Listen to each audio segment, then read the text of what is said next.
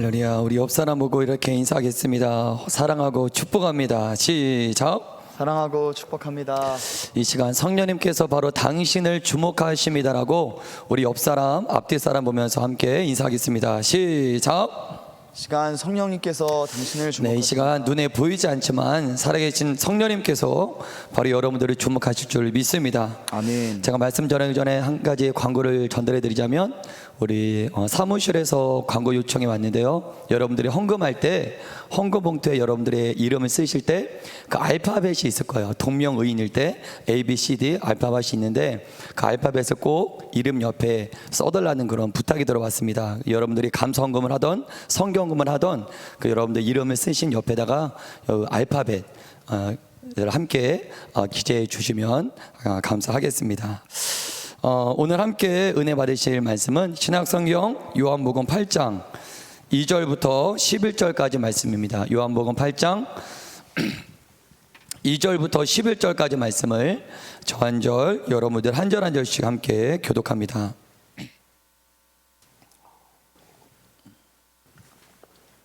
네, 요한복음 8장 2절부터 11절까지 말씀을 저 한 절, 여러분들 한 절 한 절씩 교독하도록 하겠습니다. 제가 2절의 말씀을 선포합니다. 아침에 다시 성전으로 들어오시니 백성이 다 나오는지라 앉으사 그들을 가르치시더니 서기관들과 바리새인들이 음행 중에 잡힌 여자를 끌고 와서 가운데 세우고 예수께 말하되 성생이여 이 여자가 간음하다가 형장에서 잡혔나이다. 모세는 율법에 이러한 여자를 돌로 치라 명하였거니와 선생은 어떻게 말하겠나이까. 그들이 이렇게 말하면 고발할 조건을 얻고자 하여 예수를 시험하미러라. 예수께서 몸을 굽히사 손가락으로 땅에 쓰시니 그들이 묻기를 맞이 아니하는지라. 이에 일어나 이르시되 너희 중에 죄 없는 자가 먼저 돌로 치라 하시고 다시 몸을 굽혀 손가락으로 땅에 쓰시니 그들이 이 말씀을 듣고 양심의 가책을 느껴 어른으로 시작하여 젊은이까지 하나씩 나가고 오직 예수와 그 가운데 섰는 여자만 남았더라. 예수께서 일어나사 여자 외에 아무도 없는 것을 보시고 이르시되 여자야 너를 고발하던 그들이 어디 있느냐 너를 정죄한 자가 없느냐. 대답하되 주여 없나이다. 예수께서 이르시되 나도 너를 정죄하지 아니하노니 가서 다시는 죄를 범하지 말라 하시니라. 아멘. 오늘은 돌을 내려놓아라는 그런 말씀의 제목 가지고 여러분들 함께 은혜를 나누고자 합니다. 신약 성경에서 가장 불행한 인생을 살았다가 예수님을 만난 이후에 가장 행복한 여인으로 변화된 그런 사람을 두 명 뽑자면 요한복음 4장에 등장한 수가성의 여인일 것입니다. 이 여인은 예수를 만나기 전에는 남편이 5명이 있었습니다. 남편이 5이 있었다. 오늘 어떤 사람은 그게 왜 불행하냐 그렇게 말할 수 있겠지만 그 당시 남편이 5 있었다는 것은 첫째 남편이 죽고 둘째 남편이 죽고 셋째 남편이 죽고 넷째 남편이 죽고 5번째 남편을 얻었다는 뜻이에요. 이 여인은 예수님 만나기 전 불행한 인생을 살았습니다. 영혼의 갈증을 그 무엇으로도 채울 수 없었던 여인이었어요. 하지만 수가성의 여인은 예수님을 만난 후에 영혼의 목마름을 채울 수 있는 그런 생수를 마시게 됩니다. 두 번째, 신약성경에 너무나도 불행한 인생을 살았다가 예수님을 만난 이후 가장 행복한 인생을 살았던 또 한 명의 여인을 뽑자면 오늘 요한복음 8장에 등장한 이 간음한 여인일 것입니다. 이 자리에 모인 여러분들은 예수님을 다 처음으로 만났던 기억이 있을 거예요. 사람들과의 관계에서는 첫 만남, 첫 인상이 매우 중요한 것 같습니다. 그래서 결혼을 앞둔 매우 소중한 사람을 만나기 전에는 그 첫 만남, 첫 인상을 매우 첫 만남에 매우 공을 들이는 것 같아요.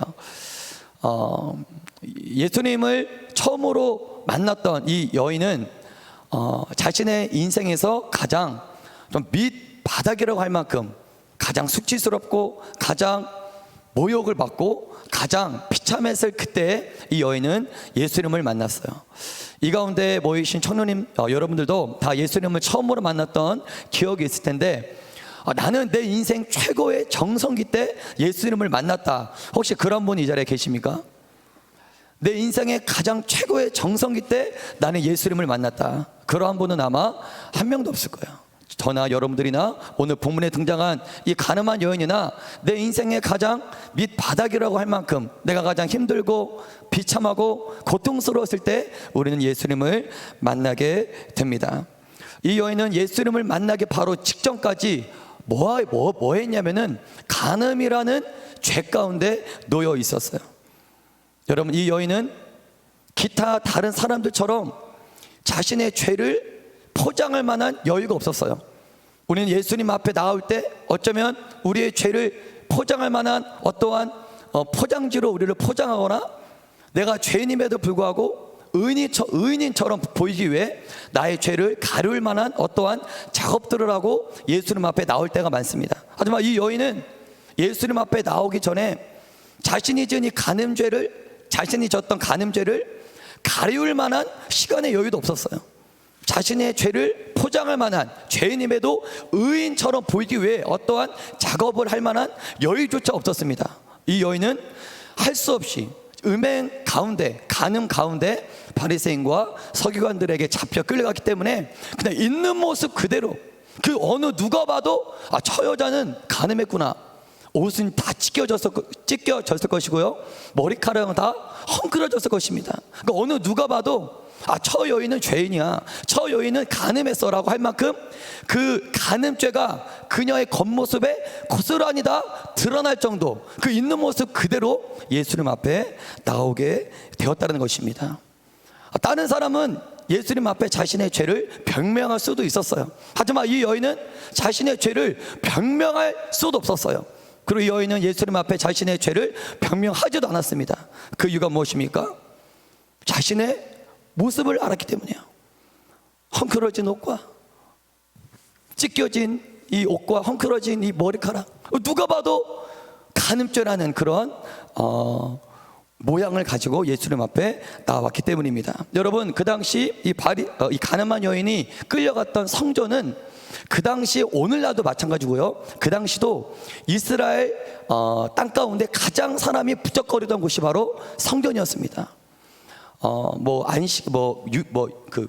유교절이나 초막절이나 그러한 시기가 되면 그 남유다에 살았던 모든 백성은 다 명절을 지키기 위해서 성전으로 몰려들어요. 오늘 요한복음 8장의 배경이 어떤 배경이냐면 7장에 초막절이 일어납니다. 초막절 배경 가운데 일어난 사건이 바로 요한복음 8장이야. 즉 초막절 가운데 바리새인과 서기관들은 그 명절, 사람들이 가장 부쩍거리는 그 성전, 그 명절이 성전에 그 가늠한 여인을 잡아다가 성전으로 끌고 가게 된 거예요. 여러분, 오늘이나 그 예수님 당시 때나 성전의 분위기는 어떠하다면 그 옷술을 길게 늘어뜨린 바리새인들, 거룩한, 보기만 해도 거룩합니다. 거룩하게 보이는 그 옷을 입고 이마에는 견문띠를 맨 바리새인들이, 수많은 바리새인들이 자신의 목소리로 낼 수 있는 가장 최고의 목소리로 율법을 낭독합니다. 나 보라는 거다, 이렇게 경건하다라는 거예요. 이게 성전 안의 분위기가 그런 분위기예요. 또 많은 사람들이 그 성벽을 향해 목소리를 크게 사람들 다 들으라고 큰 목소리로 기도를 합니다. 또 그 당시에는 초막절이기 때문에 제사를 지내기 위해 사람들이 이리저리 왔다 갔다 부쩍부쩍 걸었을 거예요. 겉으로 보면 성전 안의 그 분위기는 매우 거룩합니다. 성전 안에 지나다니는 사람들을 보면 모두 다 거룩하게 보여요. 바로 그러한 분위기 가운데 찢겨진 옷을 입고 머리가 헝클어진 여인이, 누가 봐도 간음한 죄이다, 간음한 죄를 지었다라고 말할 수 있을 만한 그 여인이 성전 분위기 가운데 들어갔다라는 거예요. 아니, 끌려갔다라는 것입니다. 특히나 이 가늠한 여인이 성전에 끌려갔던 그 날은 예수님께서도, 오늘 2절의 말씀을 보면 예수님께서도 그 성전에 계셨고 수많은 사람들이 예수님의 가르침을 받기 위해 그 성전에 있었어요. 그 여인이 성전에 들어오는 순간 모든 성전 안에 있던 모든 사람들은 그 여인을 주목하게 됩니다. 찢겨진 옷과 헝클어진 머리카락을 가지고 성전에 들어오는 사람이 흔하지가 않았거든요. 모든 사람이 이 여인을 주목해요. 그리고 직감적으로 많은 사람들은 이 여인은 가늠하다가 붙잡혀온 여인이구나라는 사실을 깨닫게 돼요. 성전 안에 있던 많은 사람들은 하던 일을 멈추고 이 여인을 경멸하기 시작합니다. 이 여인을 능욕하는 일에 하나가 돼요. 사람들은 아마 이렇게 생각했을 거예요. 너처럼 더러운 여인은 이 성전 안에 있을 자격이 없어. 여러분, 만약에 우리가 드리는 이 청년부 예배 가운데 예를 들어서 저 뒷문에서 이러한 차림을 한 여인이 터벅터벅 걸어와서 이 강단 앞에 한 가운데 섰다라고 한번 상상해 봅시오. 여러분들이 이 여인을 지금 간대상 위에 서 있는 이 여인을 한번 지켜보겠다라고 한번 상상해 보세요. 누구 하나 정죄하지 않을 사람이 누가 하나 있겠습니까? 저도 마찬가지였을 거예요. 당신 누구야? 당장 내려와. 그렇게 말하지 않을 만한 사람이 과연 몇 명이나 있겠습니까? 많은 사람들은 이 여인을 향해 던질 돌을 찾기에 분주했어요. 이 여인을 향해 던질 돌을 찾기에 분주했습니다. 이 여인이 성전 한 가운데에서 모든 사람들이 자신을 바라보는 그 따가운 시선과 자신을 향해 경멸하는 수많은 목소리가 들려요.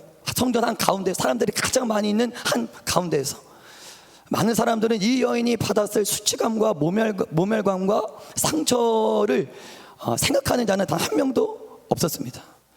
너 같은 여인은 죽어 마땅해. 모두 다 이렇게 다 정죄를 했다라는 거예요. 혹시 이 가운데 이 여인의 수준은 아니다 하더라도 내가 저지른 실수나 잘못 때문에 나를 향해 들려오는 수만 가지 수없는 목소리의 비난과 정죄와 모함을 받아본 경험이 이 자리에 있으신 분이 계십니까? 그러한 경험은 그러한 상처는 매우 잊기 힘든 매우 큰 상처일 것입니다. 반대로 나 또한 수많은 사람 가운데 한 사람이 되어서 나 또한 누군가를 향해 비판하거나 정죄하고 경멸의 눈으로 그 자를 바라본 경험이 이 가운데 계십니까? 우리는 누구나 다 이러한 경험을 합니다. 누군가가 던진 돌에 맞아서 피를 흘릴 때도 있고 누군가를 향해 돌을 던질 때도 있다는 것입니다. 먼저 우리는 본문에 등장한 이 3절을 통해 세 종류의 사람과 그들이 지었던 죄를 한번 살펴보려고 합니다. 세 종류의 사람이 등장하죠. 그리고 그들이 지었던 세 종류의 죄가 오늘 본문에 등장해요. 그 첫 번째는 누구였습니까? 바로 바리새인들에게 끌려온 이 여인이에요. 그 여인이 지었던 죄는 간음죄입니다.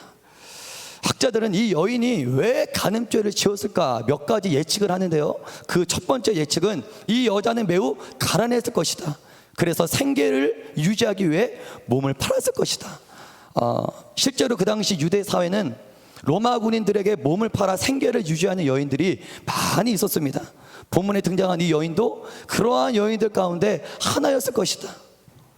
이게 첫 번째 예측이에요. 두 번째, 이 여인은 왜 간음죄를 지었을까?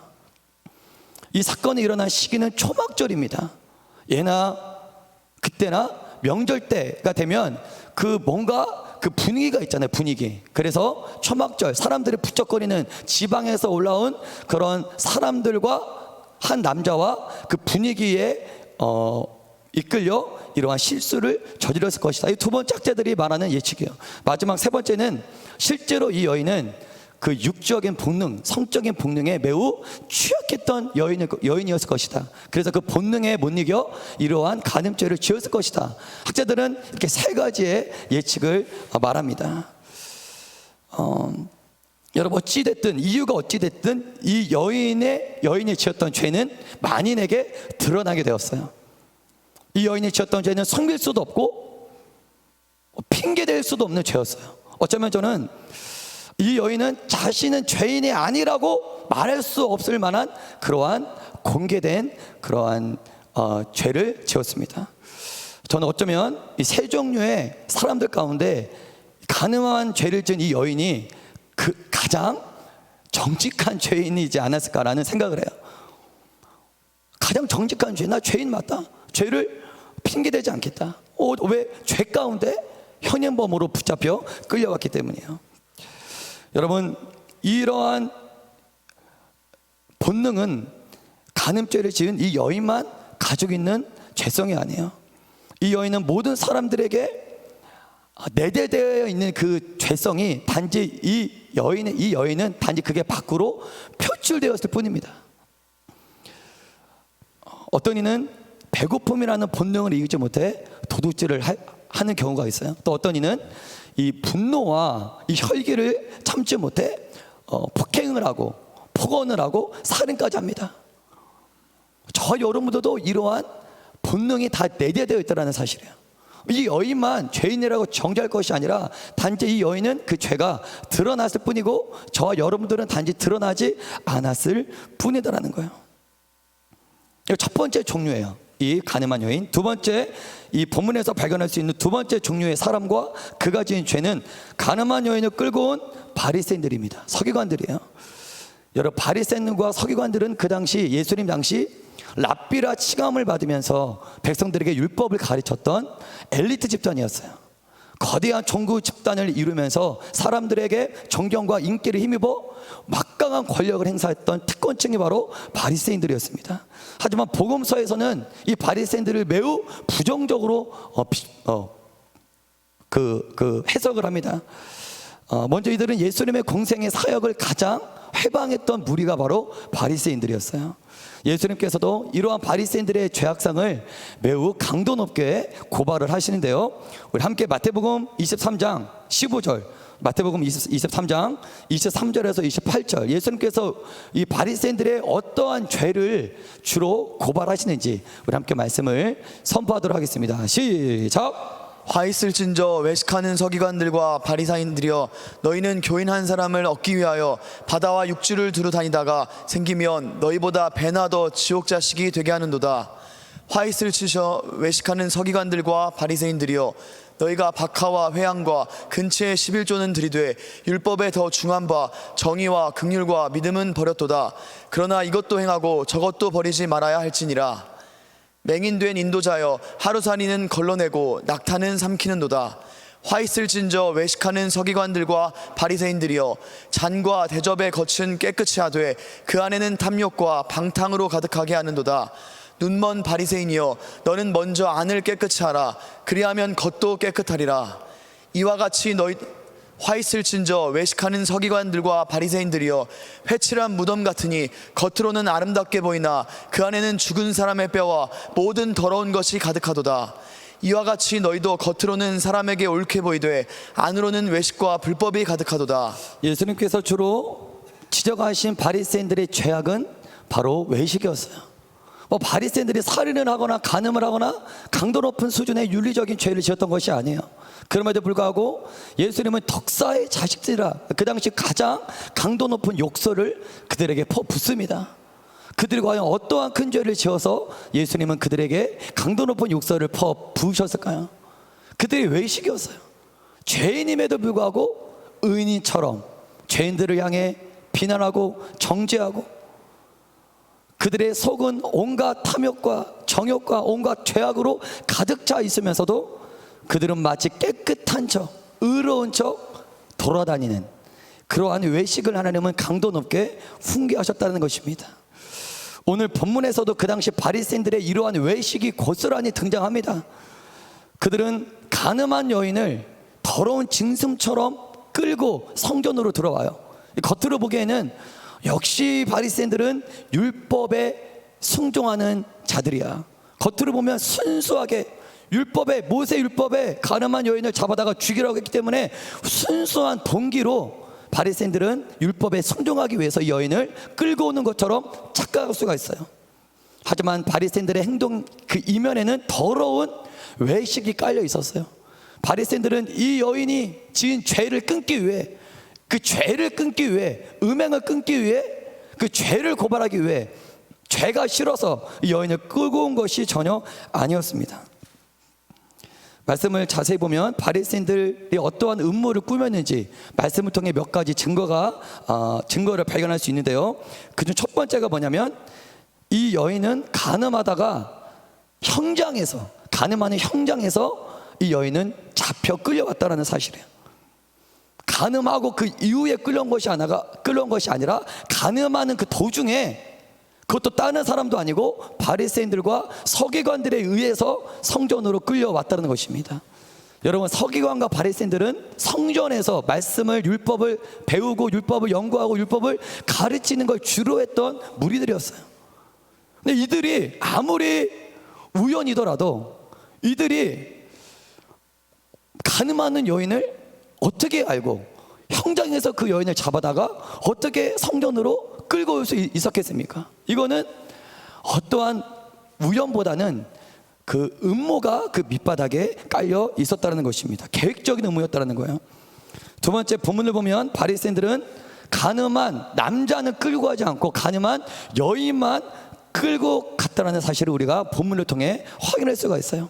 여러분, 율법을 레위기에 기록된 율법의 기준으로 보면 가늠한 자는 남자나 여자나 다 죽이라고 말씀하고 있어요.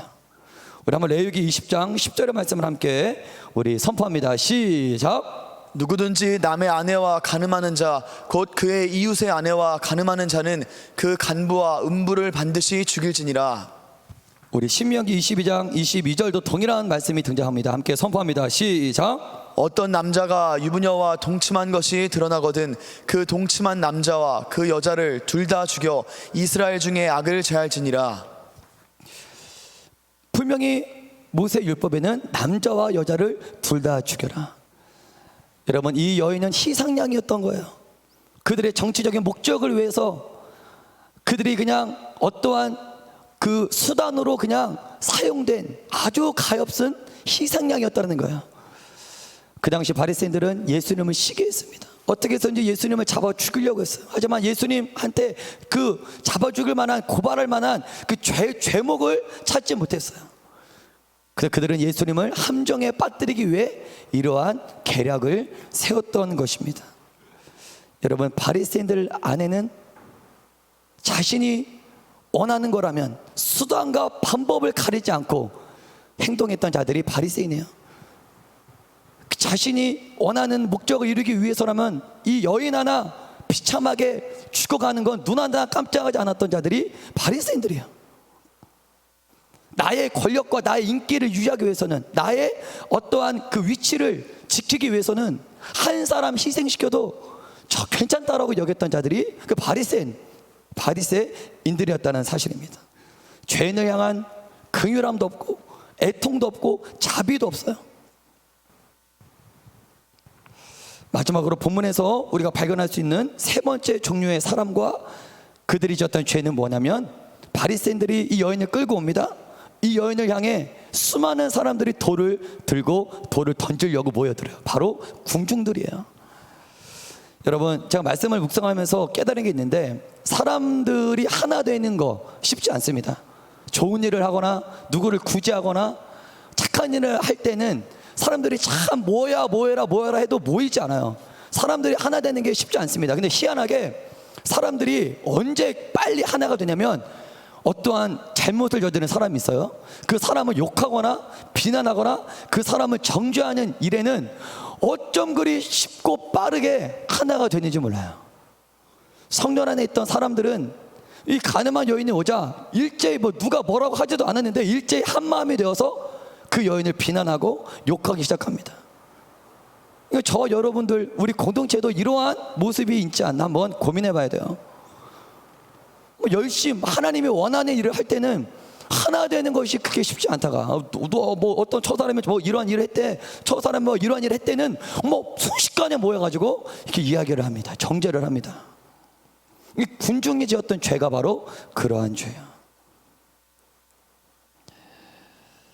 우리는 이 3절을 통해 세 종류의 사람을 살펴보았어요. 첫 번째는 가늠하다 끌려온 여인, 두 번째는 이 여인을 이용해서 예수님을 고발하려고 했던 바리새인, 마지막 세 번째는 여자에게 분노의 그런 그 마치 정의의 사도라도 된 것처럼 그 분노의 마음을 가지고 돌을 던지려고 했던 수많은 궁중들이었습니다. 여러분들이 이 세 종류의 사람들 가운데 누가 가장 큰 죄인처럼 보입니까?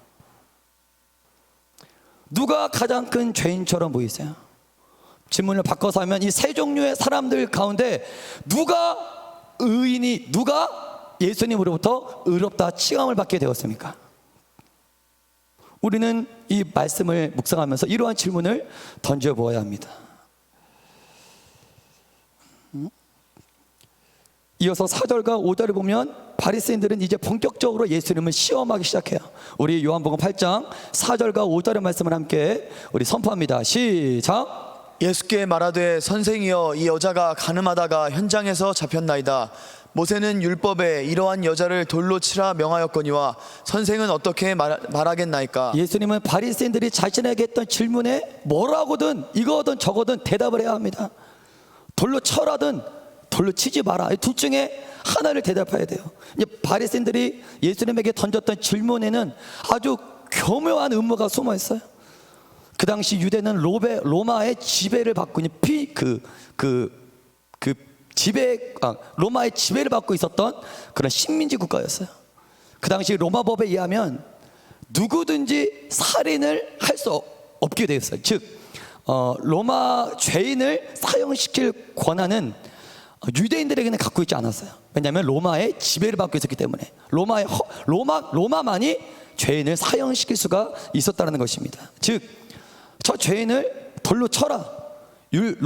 모세 율법에 순종하기 위해 저 죄인을, 가늠한 여인을 돌로 쳐라 하면 예수님은 로마 법에 걸려 들어가게 됩니다. 또한 예수님께서는 이전까지 예수님의 주된 가르침은 사랑하라, 용서하라, 자비하라, 이러한 가르침을 주로 말씀하셨어요.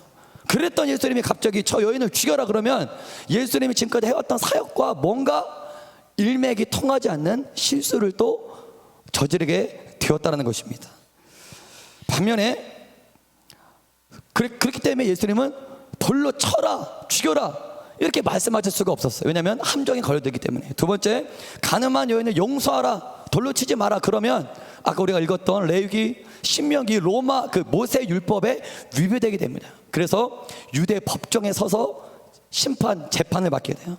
즉 예수님은 이러지도 저러지도 못하는 매우 난감한 위치에 처하셨다는 사실이에요. 여러분들이 예수님이었다면 어떻게 하시겠습니까? 여러분, 우리는 모든 복음서를 통해 우리가 질문해야 될 건 이거예요. 따라하겠습니다. 예수님은 누구신가? 예수님은 그 율법에도, 세상 법인 로마 법에도 제한 받으시는 분이 아니에요. 아멘이십니까? 아멘. 저 여러분들이 믿는 예수님은 법을 초월해 존재하시는 분이신 줄 믿습니다. 아멘. 어떠한 율법도 어떠한 로마법도 예수님을 가둬놓을 수가 없어요. 이어서 이제 7절부터 예수님이 하신 말씀들을 보면 예수님이 과연 누구신지를 알 수 있어요. 율법을 뛰어넘으신 분, 세상의 어떠한 법과 제도를 뛰어넘어 존재하시는 창조주가 바로 우리가 믿는 예수님이신 줄 믿습니다. 아멘. 바리새인들의 질문을 듣는 예수님은 7절을 통해 뭐라고 말씀하십니까? 저는 오늘 본문이 우리들에게 말하고 있는 첫 번째 주제가 바로 이 7절 안에 들어있다고 생각해요.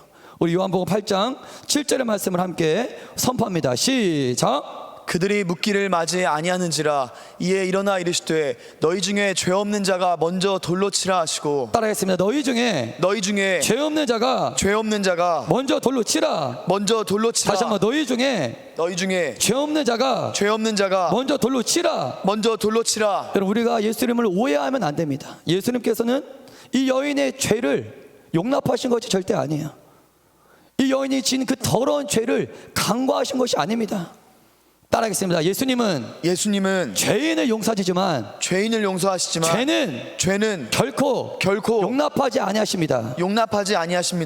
예수님은 죄를 얼마나 죄를 싫어하셨다면 자신이 친히 십자가에 달려 모든 피와 물을 다 흘리셨겠어요. 또한 예수님은 이 여자가 죄가 없다고도 말씀하신 적이 한 번도 없어요. 이 여자가 죄가 없다 그렇게 말씀하시지 않았어요. 이 여자 죄를 지었습니다. 가늠한 죄를 지었어요. 그리고 예수님은 모세의 율법이 잘못되었다, 모세의 율법을 부정하지도 않으셨어요. 이 여자가 죄를 지은 것은 분명한 사실이고 가늠한 여인을 돌로 치라고 말하고 있는 모세의 율법도 예수님은 인정한다는 거예요. 그럼 예수님의 결론은 무엇입니까? 예수님은 과연 무엇을 말씀하고 싶으신 것입니까? 이게 이거예요. 따라하겠습니다. 너희 중에 죄가 없는 사람이 이 여인을 돌로 치라. 너희 중에 죄 없는 사람이 먼저 이 여인을 돌로 치라는 거예요. 예수님은 관점의 전환을 일으키세요. 우리가 보통 일반 사람들은 어떤 사람이 지은 죄를 보았을 때 그 사람을 주목합니다. 그 사람을 향해 그 돌을 던집니다. 막 그 화살을 쏘기 시작합니다.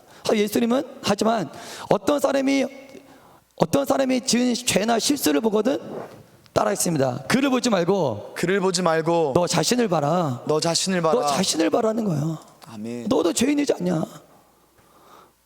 너희 중에 죄 없는 자가 먼저 이 여인을 돌로 치라는 거야. 근데 중요한 거 8절을 보니까 매우 충격적인 일들이 일어나요. 우리 8절의 말씀을 함께 우리 봉독합니다. 요한복음 8장 8절의 말씀 없죠? 8절은 제가 읽고 9절 읽어주세요. 다시 몸을 굽혀 손가락으로 땅에 쓰시는 9절의 말씀을 우리 함께 선포합니다. 시작. 그들이 이 말씀을 듣고 양심의 가책을 느껴 어른으로 시작하여 젊은이까지 하나씩 나가고 오직 예수와 그 가운데 섰는 여자만 남았더라. 여러분, 이 여인은 도망갈 데도 없어요. 사방으로 사람들이 자기를 둘러싸고 있습니다. 자유가 없어요. 순간에 자신이 지은 죄 때문에 자유를 잃어버리게 되었어요. 사람들이 두 겹, 세 겹으로 그 여인을 삥 둘러쌌습니다. 감옥에 들어있는 거예요. 죄라는 감옥. 이제 신기한 건 예수님께서 한마디 딱 하셨어요. 한마디 딱, 너희 중에 죄 없는 자가 돌로 치라. 그 땅에 뭔지는 모르지만 뭘 쓰셨습니다. 근데 중요한 건 9절에 매우 희한한 일들이 일어나요. 예수님의 말씀 한마디에 양심의 가책을 느껴 어른으로 시작하여 젊은이들까지 하나씩 나가고 오직 예수와 그 가운데 섰는 여자만 남게 되었다는 거예요. 그렇게 깜빡했던 바리새인들도 예수님 말씀 한마디에 양심의 가책을 느끼고 사라지게 되었습니다. 젊은이부터 어른들까지 모두 다 그 여인을 향해 돌을 던지려고 했던 정죄했던 사람들이 예수님 말씀 한마디에 다 떠나갔다는 거예요. 예수님하고 이제 이 여인 둘만 남게 되었어요. 여러분, 이게 가능하십니까? 저는 이것이 바로 크게 하세요. 이것이 바로 말씀의 능력입니다. 더 크게 이것이 바로 말씀의 능력입니다. 더 크게 이것이 바로 말씀의 능력입니다. 예수님의 능력 있는 말씀 한마디가 여인을 억압했던 모든 것들을 다 사라지게 만들었어. 아멘. 너를 정죄하던 자가 어디 있느냐? 주여 없나이다. 너를 그토록 질병 가운데 고통받게 했던 그 질병이 어디 있느냐? 주여 없나이다. 한순간에 다 사라져버려요. 예수님은 묻습니다. 여인에게 너를 정죄하던 자가 어디 있느냐? 11절 말씀, 주여 없나이다. 그토록 여러분들을 정죄하고 여러분들에게 죄책감을 줬던 그 수많은 영적인 공격들, 하루 이틀도 아니고 1년 몇 년이나 여러분들이 씨름했던 그 우울증이 어디 있느냐? 주여 없나이다라는 거예요. 아멘. 한두 명도 아니고 수많은 사람들은 이 여인을 죽이려고 했어요. 이 여인은 도망갈 데가 없어요. 극도의 공포의 상태에 쌓여 있습니다. 이제 돌에 맞아 이제 죽음을 기다리는 그 여인이었어요. 그 공포감, 초조함, 그 수치감, 그 경멸, 이 여인이 당했을 그 마음을 한번 생각해 보세요. 모든 사람은 다 나의 적이고 이 세상에 나 혼자인 것만 같은, 모든 사람이 다 나를 향해 비난하고 있다는 이러한 느낌.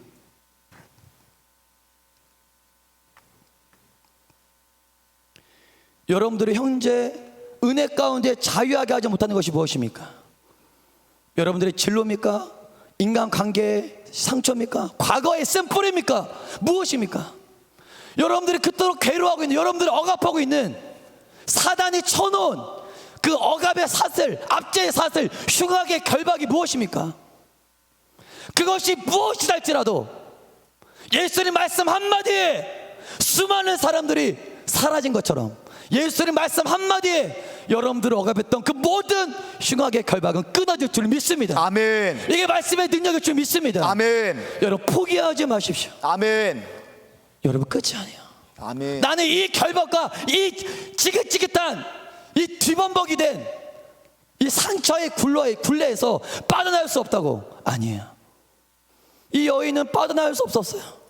하지만 예수님 말씀 한마디에 바리새인들조차 양심의 가책을 느끼고 다 사라지게 돼요. 여러분들이 현재 여러분들에게 고통을 주고 모멸을 주고 실패감을 주고 우울하게 만드는 그 모든 마귀의 대적들은, 사단이 쳐놓은 그 모든 것들은 예수님의 말씀 한마디에 사라지게 될 줄 믿습니다. 아멘. 저는 주여 없나이다, 이 여인의 했던 고백이 여러분들의 고백이 되길 주님의 이름으로 축복해요. 아멘. 우리 함께 로마서 8장 1절부터 2절까지 말씀을 우리 함께 선포합니다. 시작. 그러므로 이제 그리스도 예수 안에 있는 자에게는 결코 정죄함이 없나니 이는 그리스도 예수 안에 있는 생명의 성령의 법이 죄와 사망의 법에서 너를 해방하였습니다. 아멘. 우리 요한복음 8장 10절도 한번 읽어볼까요? 8장 10절 시작. 예수께서 일어나사 여자 외에 아무도 없는 것을 보시고 이르시되 여자여 너를 고발하던 그들이 어디 있느냐, 너를 정죄한 자가 없느냐. 매우 중요한 두 단어, 사단, 마귀, 귀신이 가장 좋아하는 두 단어가 10절에 등장해요. 너를 고발하던 그들이 어디, 너를 정죄한 자가 없느냐. 반주해 주시고요. 고발과 정죄, 이건 헬라어로 카타크리노예요. 카타크리노. 이건 심판이라는 단어보다 더 무거운 분위기를 내고 있는 법적 용어예요. 카타크리노. 여러분, 영적으로 우리를 카타크리노 하는 자들이 누굽니까? 마귀 아니에요? 사단 아니에요? 지금도 마귀, 사단은 여러분들을 정죄합니다. 여러분들을 고발해요.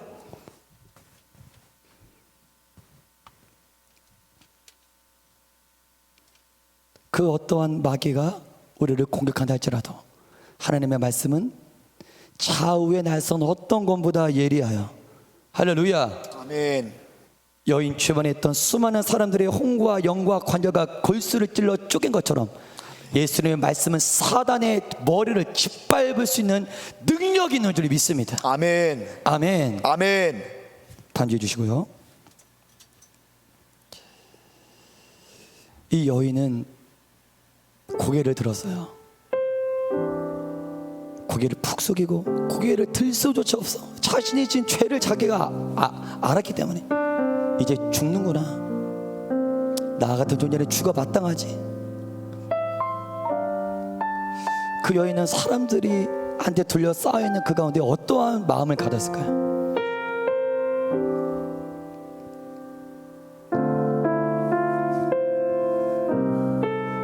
돌을 맞을 준비를 하고 있었을 거예요.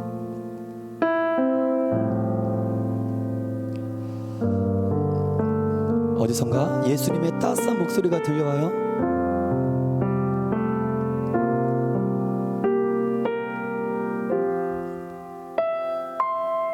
여자여, 너를 고발하던 그들이 어디 있느냐, 너를 정죄한 자가 없느냐.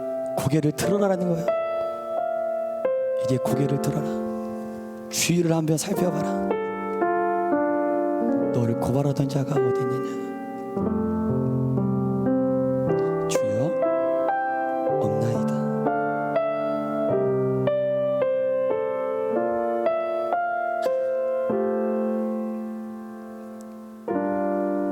우리 시간에 두 눈 감고 함께 기도했으면 좋겠어요.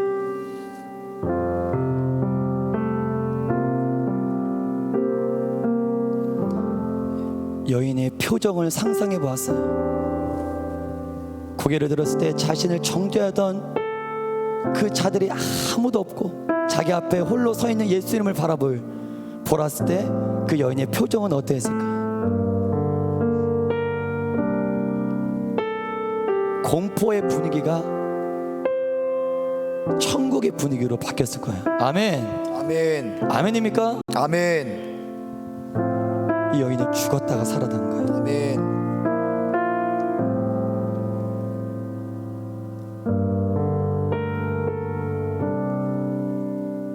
나도 너를 정죄하지 아니하노니 가서 다시는 죄를 범하지 말라. 이 여인은 그 죄에서 자유하게 된 줄 믿습니다. 아멘. 사도행전 10장 15절 말씀을 보면 이런 말씀이 있어요. 따라서 한번 선포할까요? 하나님께서 깨끗하게 하신 것을 네가 속되다 하지 말라. 하나님께서 깨끗하게 하신 것을 네가 속되다 더럽다 하지 말라. 하나님께서는 이미 여러분들을 깨끗하게 하셨는데 왜 여러분들이 여전히 여러분들 자신을 속되다 하십니까? 믿으십시오. 아멘. 아멘. 하나님께서 여러분들을 깨끗하게 하신 것을 왜 여전히 속되다 하느냐? 여러분들이 정죄하고 있는 그 사람 이미 하나님께서 깨끗하게 하신 줄 믿습니다. 아멘. 이미 하나님께서 깨끗하게 하신 그 사람을 왜 여전히 정죄하고 계십니까? 우리는 이제 이 모든 죄에서 자유해야 할 줄 믿습니다. 아멘. 내 인생의 모든 상처는 떠나간 줄 믿습니다. 아멘. 모든 정죄도 떠나간 줄 믿습니다. 아멘. 죽음도 떠나간 줄 믿습니다. 아멘. 비극도 떠나간 줄 믿습니다. 아멘. 따라합시다. 나는 축복의 주인공입니다. 주인공입니다. 나는 축복의 주인공입니다. 주인공입니다. 예수님 만나기 전 가장 불행한 인생을 살았다가 예수님 만난 후 가장 행복한 여인으로 변화되었던 여인처럼 이제 여러분들은 행복할 차례예요. 아멘. 우리 시간에 기도할 때 하나님, 내가 여전히 과거에 얽매여 살고 있지는 않습니까? 하나님, 내가 이젠 주여 너를 정죄하던 자가 어디 있느냐 했던 주님의 음성을 듣고 나도 주여 없나이다라고 선포하기를 원합니다.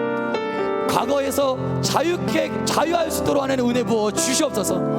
나를 정죄하고 나를 고발하는 어떤 흑암의 세력, 마귀의 역사는 이 시간 예수님의 이름으로 떠나갈지어다. 아멘. 따라서 선포합니다. 예수님의 이름으로 나를 정죄하는 악한 마귀는 떠나갈지어다. 자유할지어다. 우리 오늘 들은 말씀 생각하면서 우리 주여 삼정하시고 우리 합심으로 우리 간절하게 기도하겠습니다.